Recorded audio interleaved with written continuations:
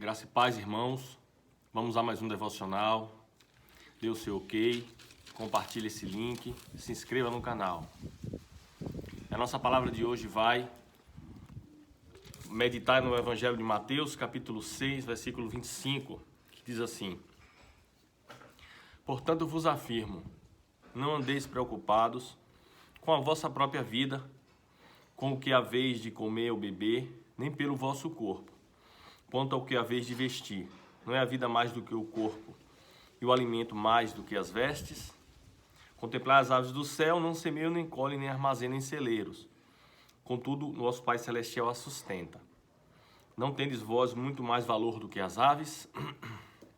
Irmãos, eu não vou ler o texto todo, a princípio, mas o que nós podemos tirar do texto é que o Senhor Jesus Cristo nos diz que quando saímos e somos arrancados da potestade de Satanás para o reino do Filho do seu amor, nós não estamos submetidos aos governos deste mundo, aos poderes deste mundo, ao sistema que domina este mundo.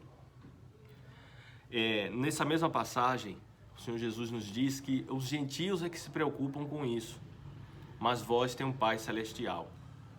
Então a primeira informação, a primeira interpretação que nós temos dessa palavra, que nós que cremos em Jesus pertencemos a outro reino. Um reino onde quem nos provém é o próprio Deus, é o Santo dos Santos, o Criador dos céus e da terra. Nós percebemos no mundo, um desespero por determinadas pessoas, uma subserviência a muitas vezes a líderes políticos, a líderes financeiros de grandes empresas, uma escravidão da pessoa ao trabalho, a mentalidade de trabalhar para poder se prover, há um desespero muitas vezes. E o cristão ele não está submetido a isso. O cristão não vive debaixo dos príncipes deste mundo. Nós podemos observar nessa pandemia que muitas pessoas ficam desesperadas porque podem perder os seus empregos, porque não têm condições de prover a família ou coisas desse tipo. Mas essa preocupação, essa escravidão ao mundo, às pessoas que têm condições de nos dar emprego, a tudo isso não pertence mais a você que é cristão. Não pertence a você que é cristão. Você está livre disso. Você tem um Deus provedor, um Deus todo-poderoso. Você não precisa se humilhar perante homens, perante príncipes para conseguir um emprego, para conseguir prover a sua família. Então a primeira interpretação que nós temos desta palavra é isso. Jesus ele nos está dizendo que nós não precisamos, Não precisamos nos humilhar perante os príncipes deste mundo, políticos, para conseguir cargos, grandes empresários ou coisas assim. Por outro lado, a palavra também nos diz que nós precisamos interpretar a palavra de Deus em conformidade com outras palavras da Escritura. Então, a segunda observação que nós vamos fazer sobre essa palavra é justamente ao outro lado da moeda, não é? Pessoas que se estribam nesta palavra para não trabalhar, por exemplo, para ficarem preguiçosos dentro de casa e não trabalhar. E o que é que nós poderíamos refletir sobre isso? Poderíamos refletir da seguinte maneira. Na própria palavra de Deus, o apóstolo Paulo, em uma das suas epístolas, também diz que quem não quer trabalhar, também não coma. Essa epístola foi feita para pessoas na igreja primitiva que não queriam trabalhar achando que poderiam viver às custas de outras pessoas, enquanto esperavam o retorno de Jesus.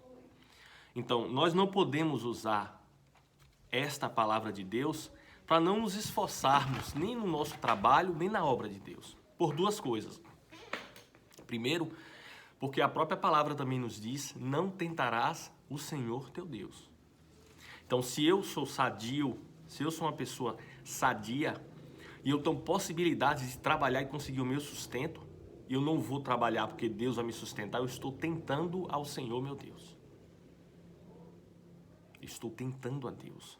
Então, se eu tenho e sou cristão verdadeiro, pela humildade, eu tenho que trabalhar.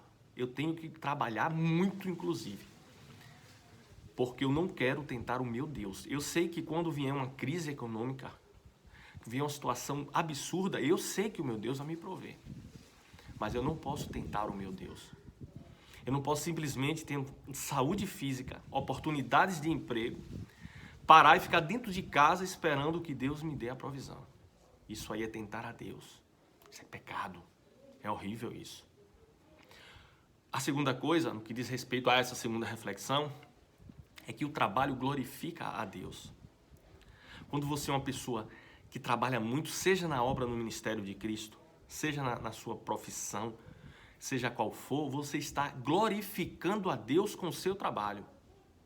E principalmente se você é um cristão operoso e você faz da melhor forma possível, dá o seu melhor no seu trabalho, você glorifica a Deus através do seu trabalho.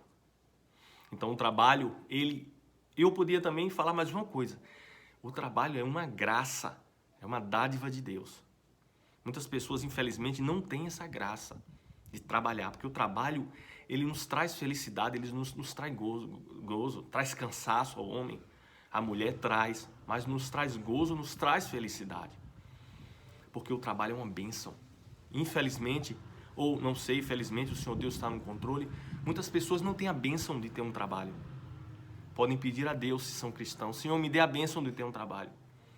Mas muitas pessoas não têm essa graça de poder trabalhar o dia todo. E então, que nós possamos meditar sobre isso e entender que não poderemos tentar o nosso Deus.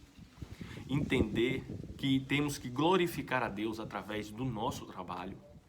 Entender que o trabalho é uma graça e uma bênção de Deus, nós não podemos recusar. E entender, por fim, que nós não precisamos de príncipes deste mundo, não precisamos nos humilhar, nos dobrar perante os líderes desse mundo, as grandes empresas multinacionais, por emprego. Claro, nós temos que ir lá, levar currículo, ser humildes é uma coisa. Outra coisa é nós dependermos desses poderes. Você ser humilde, ir lá, pedir um emprego, levar um currículo, isso aí não é se humilhar no sentido de ser humilde. E nós temos que ser humilde em todos os momentos. Mas o que eu disse é que nós não precisamos dos poderes deste mundo para nos sustentar, porque o nosso Deus nos sustenta.